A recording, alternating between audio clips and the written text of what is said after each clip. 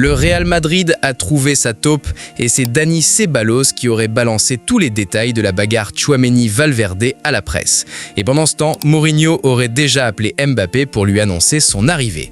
Le Real Madrid en ce moment, c'est moins un club de foot qu'un épisode de telenovela mexicaine. Bienvenue dans le Flash Club de foot, on démarre. Commençons par la grande soirée d'hier soir, la cérémonie des trophées UNFP au Palais Brongniart à Paris, qui récompense les meilleurs joueurs de Ligue 1 et comme chaque année, elle a autant fait parler par ses absents que par ses lauréats. Les grandes récompenses de la soirée, Robin Risser, sacré meilleur gardien de Ligue 1, Désiré Doué, meilleur espoir, Pierre Sage, meilleur entraîneur, Michael Olysée, meilleur joueur français évoluant à l'étranger et Ousmane Dembélé qui remporte pour la deuxième année consécutive le titre de meilleur joueur de Ligue 1. 2 ans de suite, c'est du solide, mais c'est là que les polémiques commencent. Dembélé qui gagne le titre de meilleur joueur avec seulement 9 titularisations en Ligue 1 cette saison, 9, pendant que Florian Thauvin, lui, a été élu joueur du mois à 3 reprises au cours de la même saison. Le système de vote par les pairs récompense parfois plus la notoriété que la performance brute, et cette année, c'est flagrant. Mais la polémique numéro 1 de la soirée, c'est l'absence d'Esteban Le Paul dans le 11 de l'année. Le gamin de Rennes a marqué 20 buts en 33 matchs cette saison, 20 buts, et il n'est même pas dans l'équipe type.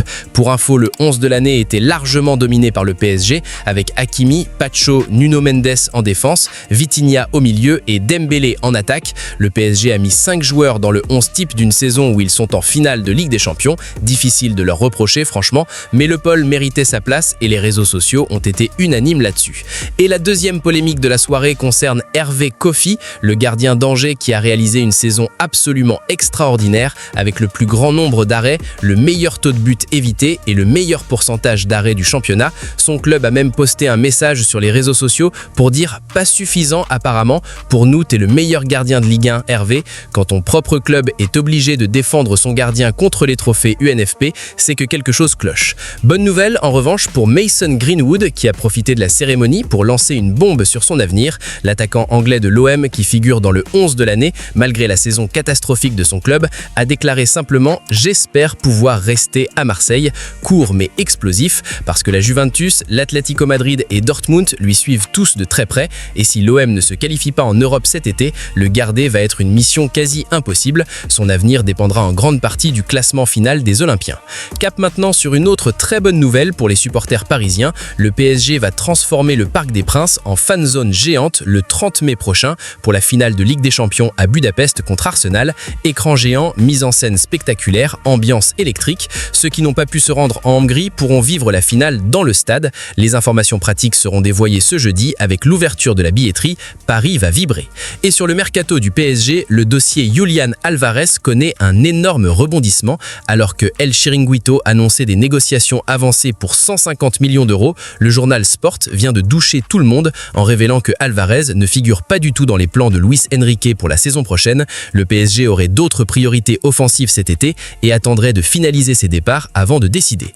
Pendant ce temps, Álvarez, lui, fait clairement les yeux doux au Barça. Alors entre les rumeurs d'offres XXL à Paris et les démentis venus d'Espagne, le feuilleton de l'été ne fait que commencer. Direction Madrid maintenant et le grand soap-opéra de la semaine. Le Real Madrid a identifié sa taupe.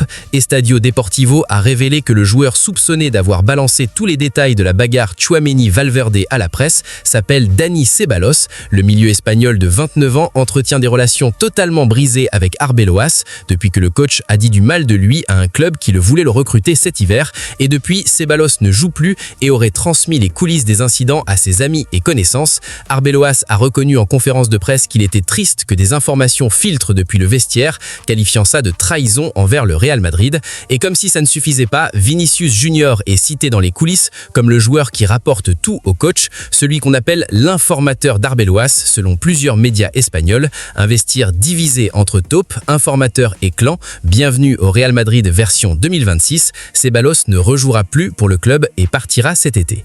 Et maintenant, la question centrale, qui va entraîner le Real Madrid la saison prochaine? Mourinho reste flou publiquement en disant que sa priorité c'est Benfica et la fin de saison, mais selon la radio Onda Cero, il aurait déjà eu une conversation téléphonique avec Mbappé. Le Special One en train d'appeler Mbappé pour lui dire « je reviens », c'est le genre de coup de théâtre que seul le Real Madrid sait produire. Sa clause libératoire à Benfica est de seulement 3 millions d'euros, une paille pour Florentino Pérez.